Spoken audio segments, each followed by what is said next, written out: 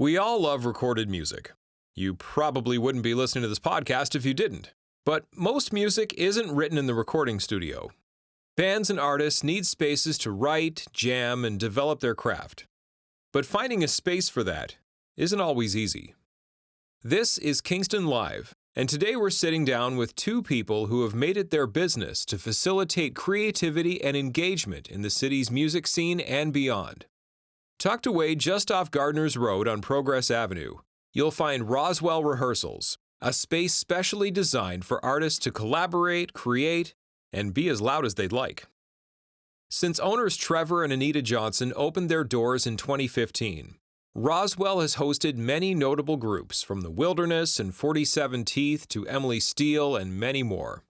But like the rest of the music industry, Roswell was dealt a difficult hand in the midst of the pandemic. Between closures disrupting the business and life beyond the studio, Trevor and Anita were ready to call it quits in February. But once word got out, the community jumped into action. With messages of encouragement and a sizable GoFundMe campaign, supporters from all over pitched in to keep the doors of Roswell Rehearsals open. After a few months and some careful financial planning, Roswell has started its 8th year with optimism, a new direction, and new potential.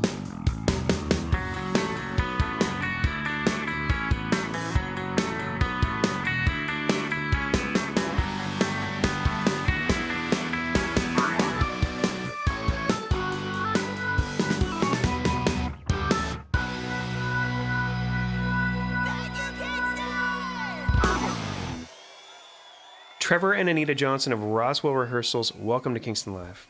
Thanks very much for having us. Thank you.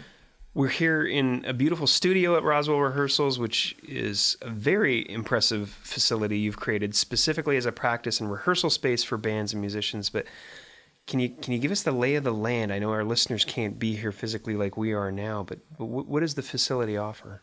It was originally set up as a rehearsal space, so we have sort of 3 rooms currently, 2 smaller rooms and 1 larger 18 by 24 room where we do live off the floor recording.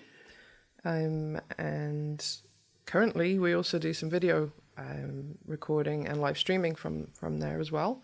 But the core of what we do is rehearsals, and we just tried to create this professional yet comfortable space.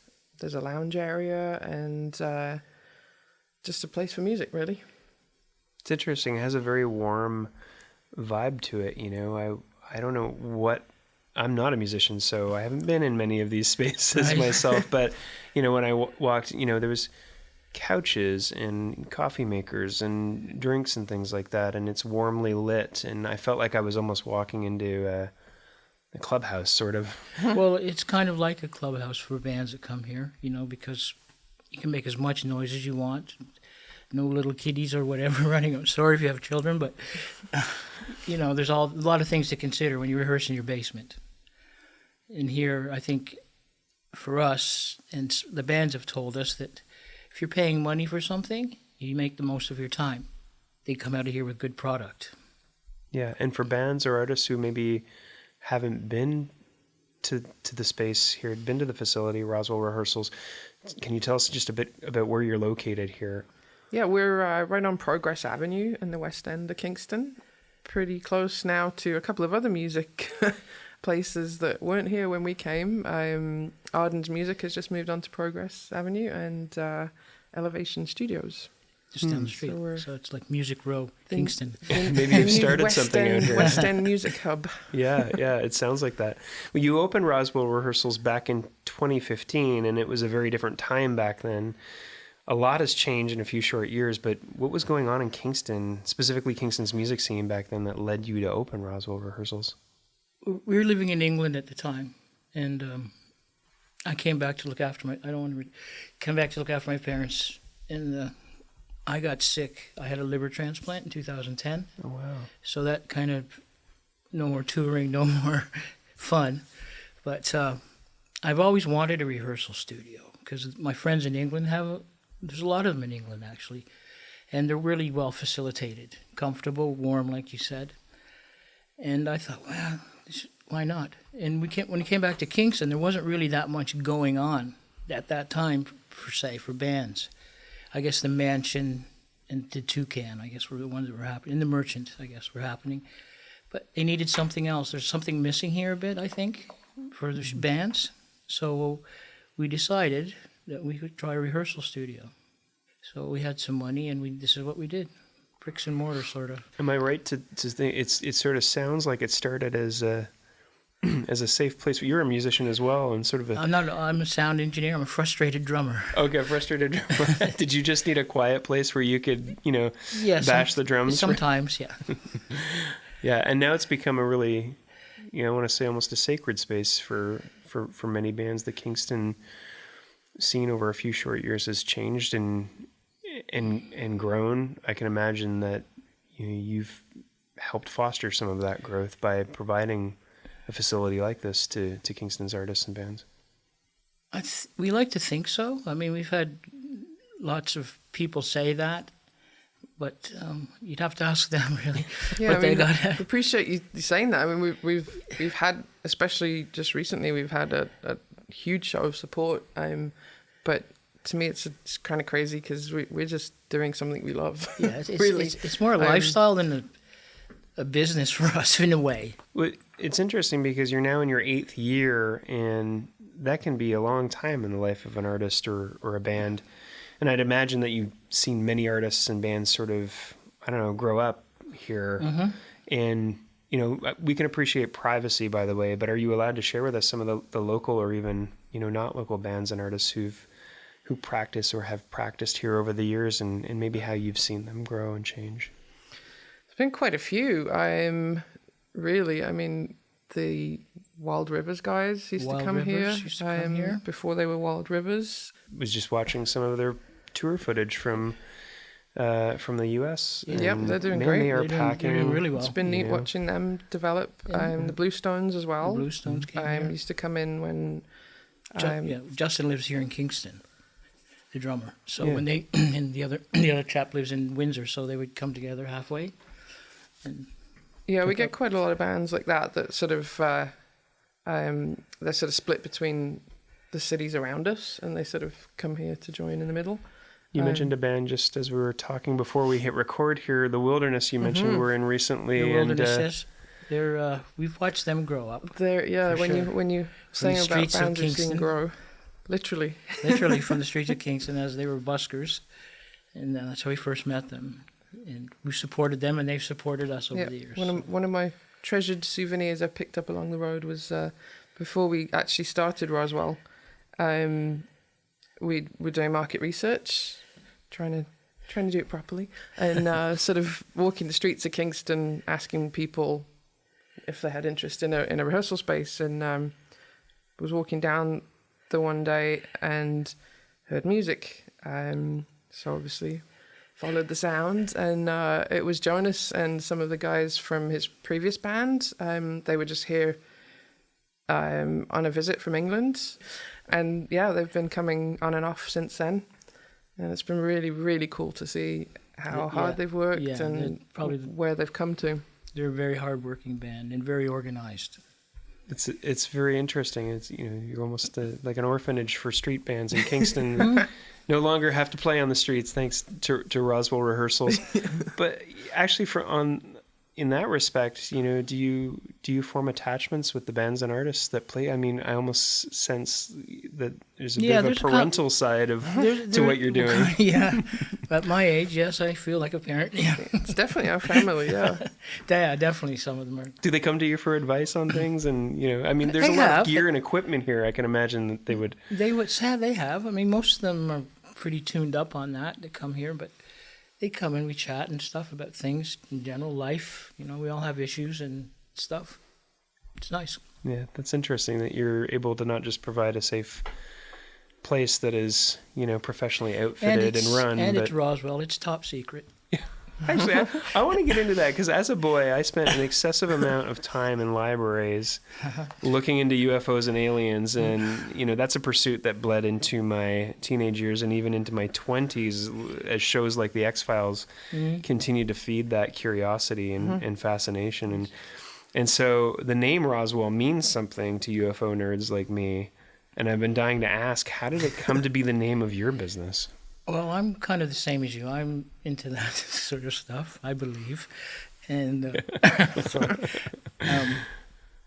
and it sounded great. Roswell Rehearsals. It just was one of those kind of rolled off it the tongue. just kind of happened, and let's roll with that. So But it allows kind of for that a little bit of a fun side, and also that sort of subversive context as well. It's just sort of, it just seemed to create the right image. You know what? It was intriguing to me because, like I mentioned, knowing some things about that Roswell has some meaning. So I felt like a little bit like, I'm a bit of an insider because these people must understand, if they're using words like Roswell. But not being a musician, very curious about what was going on here in Area 51 behind the closed doors. Yeah, you're not going to mention the underground bunker we showed you earlier, right? No. Okay, Totally, we can cut right. that right out of this interview here. Yeah. So we also know you as Trevor and Anita, and that's how we introduced you here. But you've adopted the aliases of Buck and Bobby Roswell, and I wanted to know if you could explain that. It's a bit of fun one day, and we need stage names, kind of thing, right? So it was Buck and Bobby Roswell. They kind of developed over the years. Yeah, developed over a year or two. It was. It felt like we needed some kind of aliases, and I was originally Miss Anne Roswell, and somebody was doing some work here with us one day. Just was like, "You look like a Bobby," and that kind of stuck, really. Yeah. I'd like to add too. The bricks and mortar of this place were built by some very fine musicians in Kingston. I have friends in the contracting business, and they got on board with us. So they built this place, and there's a lot of work. Yeah, it was an empty shell when we came in. It was an empty shell, so we put everything in here, and it was great to have musicians in here working on it, building it. Literally. Built by musicians for musicians. That's actually correct. Actually, literally, it just writes itself. These lines. Yeah. Well, actually, you claim to be the only purpose-built rehearsal facility in Kingston, and I'm wondering if you can explain the significance of that claim. There have been places where you can practice. I think the NGB Grocers building was probably one of the first. And my old haunt SS Sound at one time, we had the meat lockers out here for the Hip and the Rattlers and some of those bands, which is Huey Dillon's first band here. Well, getting some Kingston music history here. Yeah. There's a lot of that, and we just basically thought plug and play, come in and you don't have to bring your amps. You can, they do if they want, and drum bits they bring in, but everything's here. Sound is here. They don't have to carry much, and they can make noise. But it was designed specifically for the purpose. I don't think there's anywhere else that is like that. Like it's, people would move into spaces or just kind of use what was available, or obviously people practice in basements and all kinds Garages of places. But so this was like specifically designed for people to come and make noise. And we felt there wasn't a space that was in Kingston that not for the level of band, like we were talking earlier about the professionalism of the bands and how good they are. I think Kingston needed to come up a little bit on that, We thought people deserved some way. It's helping to create sort of an infrastructure for Kingston, like the music scene.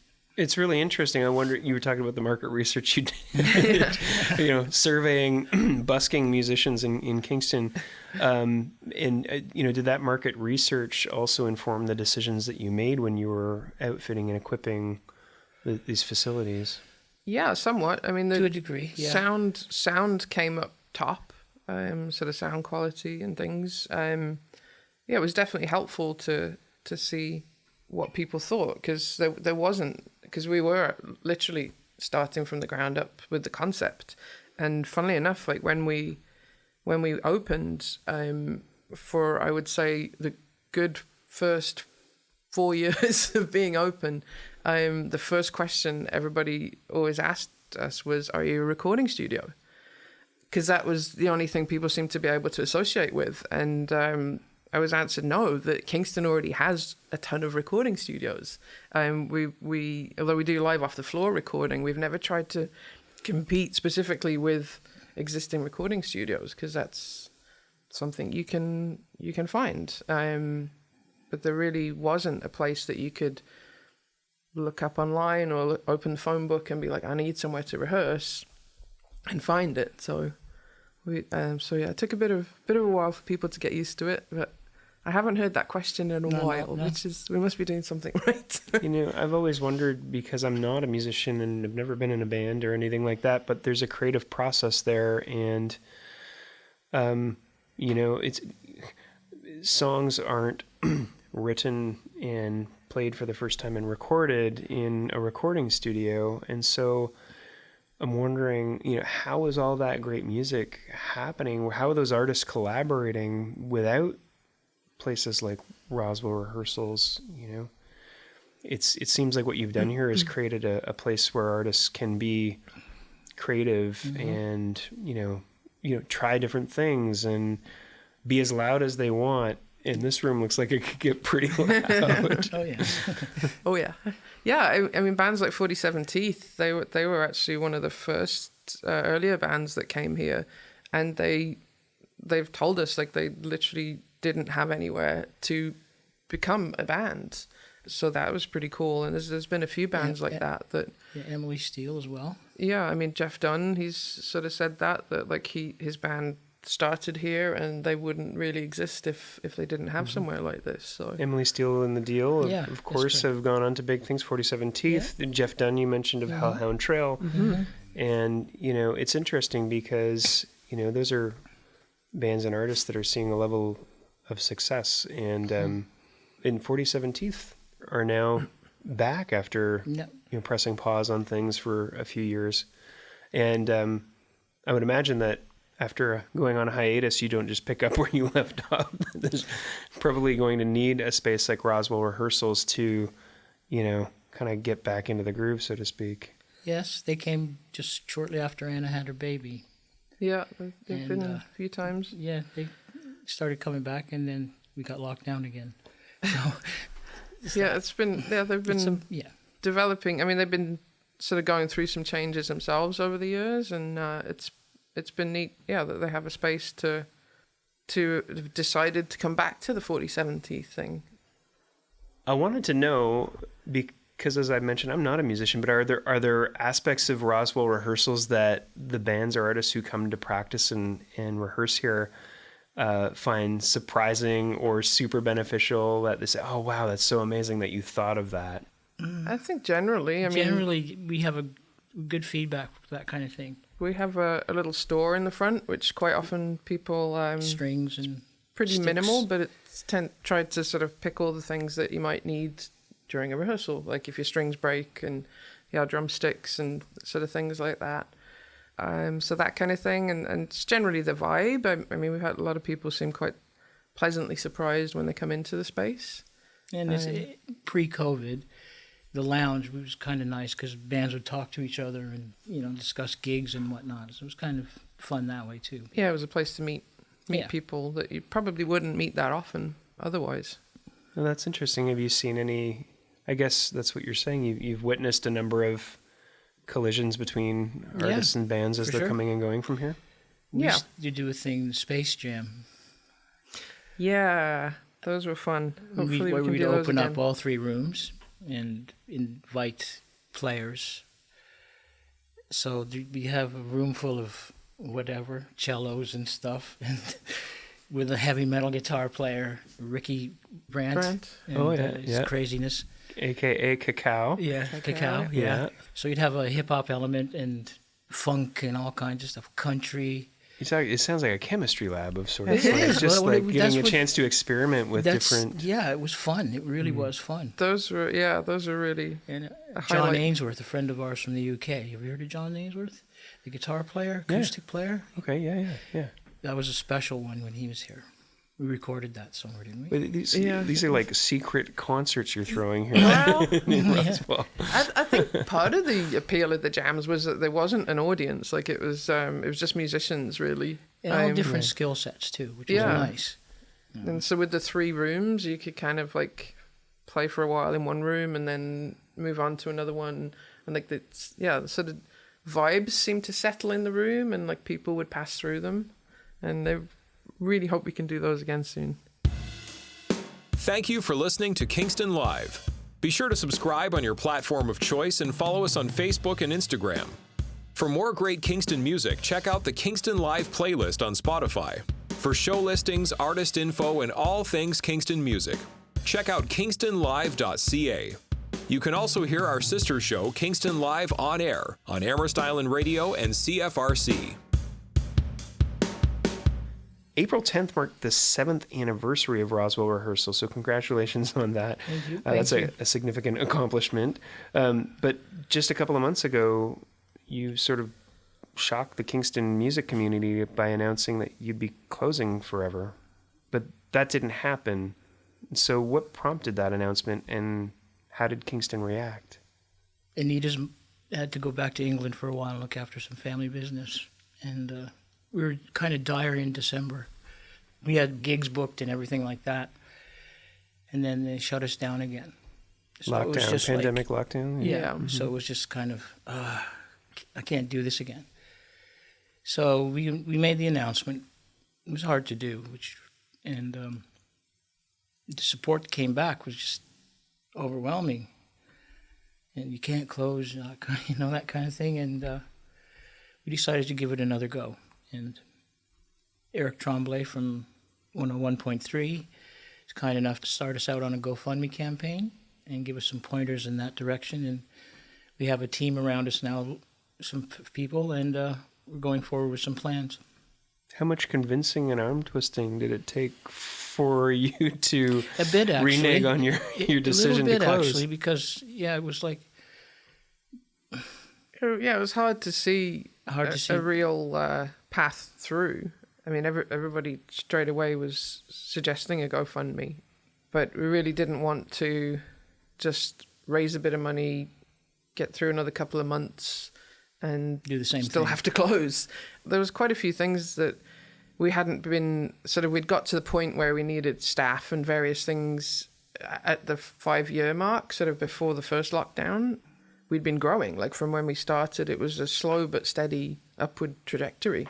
So then losing both sides of our business, because we also do live sound production and event production, that was gone or very erratic.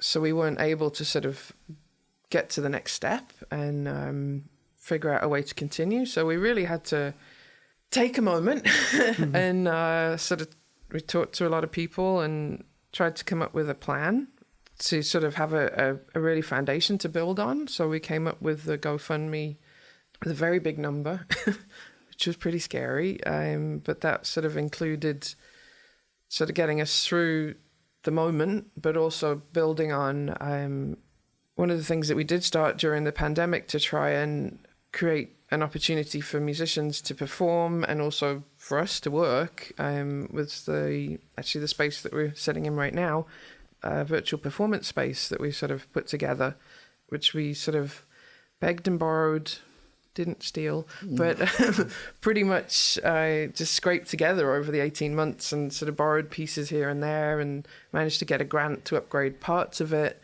But there are still things that, it was never part of our plan, but it's been something that we've had a really good response to. Particularly, we've been doing just live performance videos, and we set the room up like a gig. So there's actually lighting bars above us, and there's a multi-track mixing console that Trevor mixes the band like a live band, and we have multiple cameras and things. So we've created this vibe where it's kind of feels like a show. Unfortunately, without the crowd, although at some point we may be able to bring in some small audiences. But that's something we think will help us to move forward. So there's a few things we need to improve that. And there was also a service that we never really offered, which we were hoping we have some rooms that were never finished. If we can build on that, we can actually offer a monthly lockup rehearsal space, which is a little different to what we do now, which is hourly rooms where people just come in and use our equipment. The monthly is for bands that have their own equipment potentially and sort of want to use the space more, so they kind of pay a monthly fee and they share it with a few other bands. And it's like a timeshare. Yeah, kind of. Very cool. Yeah, exactly. You sort of schedule around each other, and yeah, so that was something. But we need to finish, do some building work to finish some rooms to get that really off the ground as well. But that would sort of help us be a bit more stable in the future. So we sort of came up with all these things, and we're hoping to kind of try and get the money to keep the place going. It's interesting because, just a short time ago, you'd announced that you're ready to pack it in. And here you are explaining to me and to our audience all of these incredible new ideas that you've implemented, in response to, well, I guess the way that things have changed for bands and artists as a result of the COVID-19 pandemic and stuff like that. But it sounds like, your fire has been stoked, and you're as passionate as ever. I mean, I'm very excited about the way forward. Actually, a lot of good people around us, and instill some fire. And which we kind of needed after 2 years. How did that make you feel when you had announced that you were going to be closing forever, to suddenly be met with an influx of attention and ideas coming at you from everyone? It's definitely invigorating. I think you almost didn't realize that was probably, for a lot of people, one of the bigger effects of COVID was just sort of giving up, partly, and not seeing a way out. And it really helped us feel like there's a reason for us to continue. People definitely felt like the space should be here, so we're trying to do what we can to make that happen. We even had our own discussions about, we're a podcast and a radio show now that's dedicated to elevating live music experiences. And we thought when the first lockdown hit, well, I guess that's it for the podcast, and I guess that's it for... But things changed, and people like live stream concerts weren't a thing back before the pandemic. And even early on when we were talking about it, we thought, oh, no one's going to attend a live stream concert online. But now you have an entire suite outfitted to do exactly that you're offering up to local bands and artists. Yeah, like again, it depends on the type of show it is. Mm-hmm. We've done a couple of fundraisers, that kind of thing. We did the homegrown. We did the homegrown live thing. Online festival that happened, which was very mini compared to normal, but it was pretty epic for us. Yeah, it was. We decided it would be a good idea to do a continuous live stream, because we'd been watching. Basically, the concept to what we tried to set up here was we were watching a lot of people with cell phones and acoustic guitars, and it has its place, and it was a neat way for people to connect at the time. But we were trying to do something, offer something that people couldn't do at home. So we'd been seeing a lot of these live stream festivals where it would be switching from one stream to another, and they were a little difficult to follow. So from one performer to the next, it would stop, and then you'd reconnect to the other performer, and so we decided we were going to do it seamless. Have one was it 4 hours, 6 hours? I can't remember now. 6 hours. I think it was a 6-hour concert altogether. If that makes sense. But that we would stream it continuously, but from 2 locations. So we actually worked with Soundworks, who have a portable live stream setup. They set up at the hotel on Wolf Island, and we basically piggybacked. So we'd have one performance there, then they would stop and do a changeover, and then we would kick into our artists here and sort of switch. So it was continuous while they were setting up. We would play, and it was a good day. It came off. That was the main thing. It was quite a challenge. And there's a ton of tech here. You kind of let us into mission control in the other room there. I want you to describe maybe, because we've all seen live stream performances now, and I think the bar is set particularly low in terms of the expectations of the audience. When you attend a live stream performance, but you've raised the bar really, really high. And I'm wondering if you could explain what the experience would be like for someone, a live music lover like us, who's watching one of these live streams. I would hope you'd get the feel of you were sitting in the room. The sound is more than adequate. How many cameras in this room that we're sitting in? 5. We have 5. Right. No, they're PTZ cameras, pan, tilt, zoom. Yeah, Right. so we have multiple angles throughout. I mean, our background is live. We love live. So we were trying to capture as much of that or recreate as much of that without trying to sort of, I mean, it's never going to be the same, but we were trying to inject as much as possible into the experience. With the light show and, things like that, it gives a little more atmosphere. Yeah, atmosphere and energy, and so there's movement. You're not just looking at one camera angle. I feel like I'm on a concert stage right now with all the lighting above us and the cameras pointing at it. This is that's it. And we sort of have this big screen as well, so the artists can see immediately when people are communicating. So that was kind of interesting because in a way it's a more direct way to communicate with an artist than you might at a live show. So that was kind of a neat thing that was different and almost better in some ways, although I'm never going to say the energy of a live concert can be beaten, but people were actually commenting directly, complimenting specific things, and the artist would see it and see who it is and respond. And you don't get that really at a live show. You might get the odd wave or shout out, but somebody actually responding directly to what you've said or what you've thought, that was pretty cool to watch. I think that's really interesting. You've brought back a two-way, dynamic to live streams that they were really just kind of one way. You sit and watch, and then that's exactly. Totally. And that was frustrating watching the artists struggling to see if there's anybody there. That was a big part for me, was to struggling to see if they could get the camera to work. Well, that too, struggling with the tech. Will you continue to evolve the live stream offering that you've done? I mean, you got it pretty good on your first pass, I think, from looking at it. We appreciate that. There's a few things under the hood that need fixing, but we're pretty with the budget we had and how we came together. We're pretty proud of what we've done, but we want to build on it, and I think people have embraced the live feel of it. So even if we've had quite a few bands come in, like Master Nate and the Reprobates did a live performance video. So it was sort of, we did it essentially like the live stream, but it's just saved for it was to be sent for a punk rock Yeah, show in Costa Rica. Oh, cool. So Yeah. yeah. So it was actually live streamed, but not live. And then the Beta 58s, another great local punk band, came in and did a performance video as well. And actually, Jeff Dunn, the Hellhound Trail.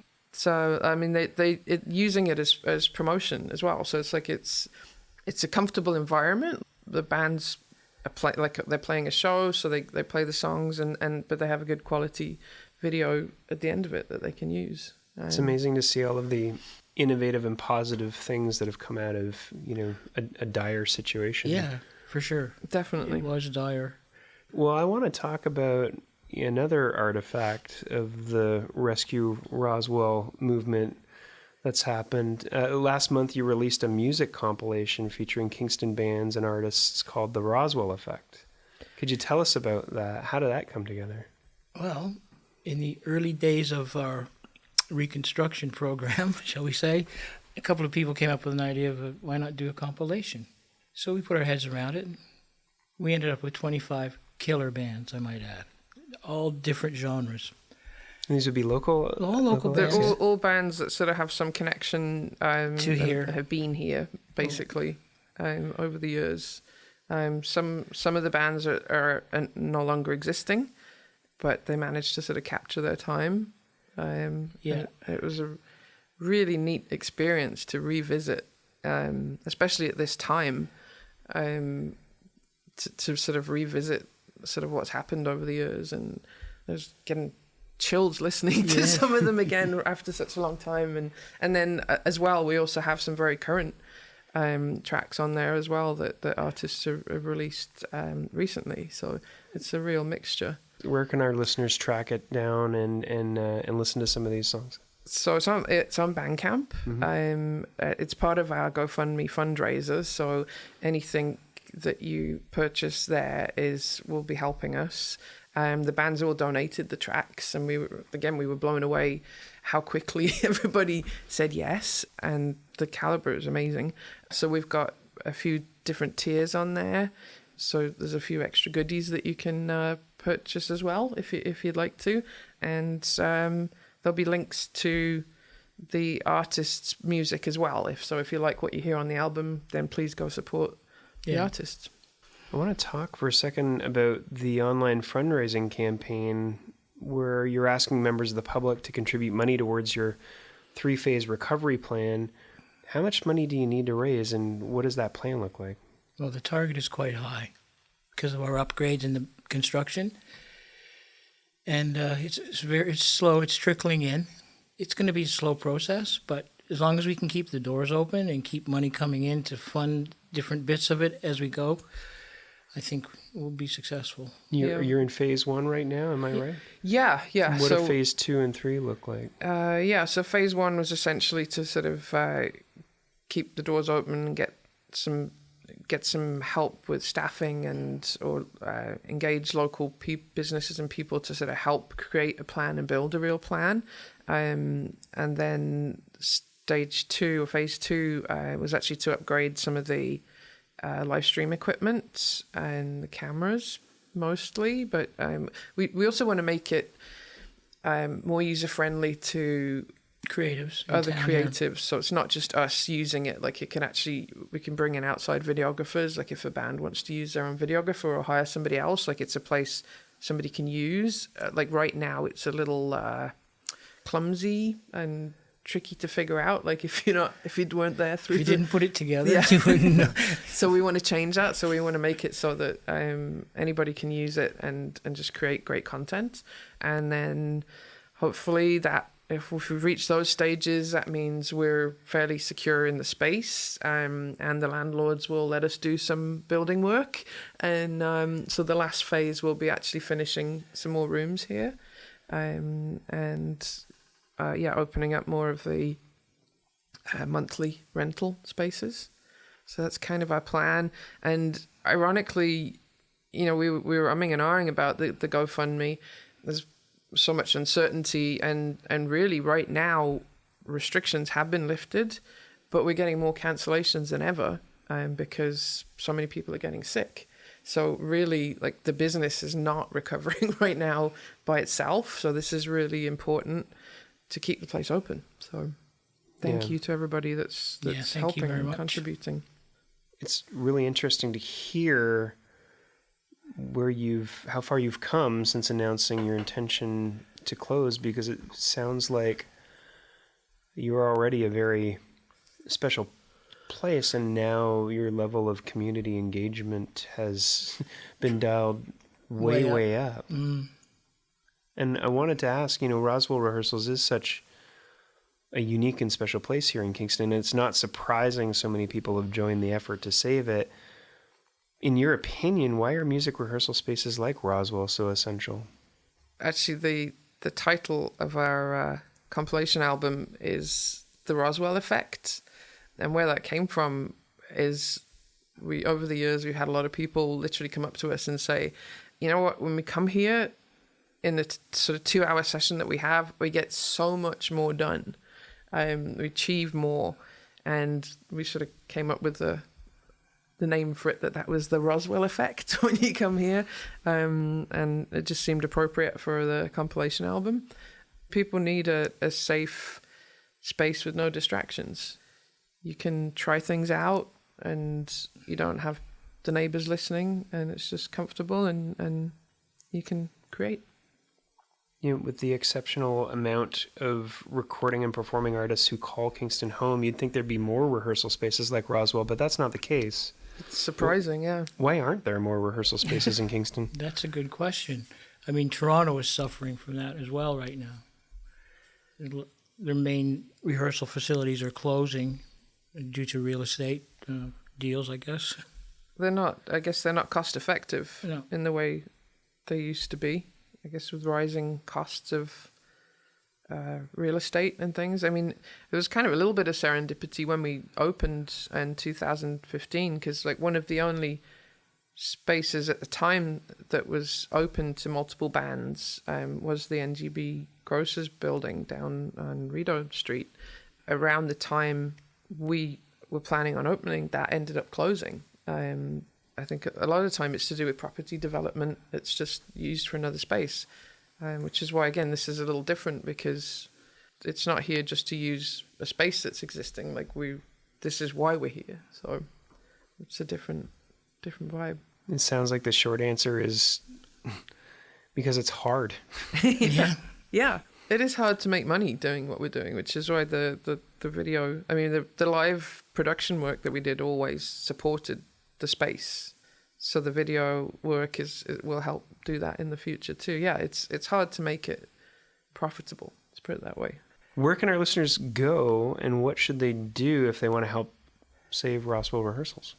There's a few things. So the GoFundMe, if you go onto the GoFundMe page and just search Roswell Rehearsals, we should come up. We also have an album on Bandcamp, which has all the great tracks that we've collected from some of our alumni over the years, called the Roswell Effect. That is another way you can support us.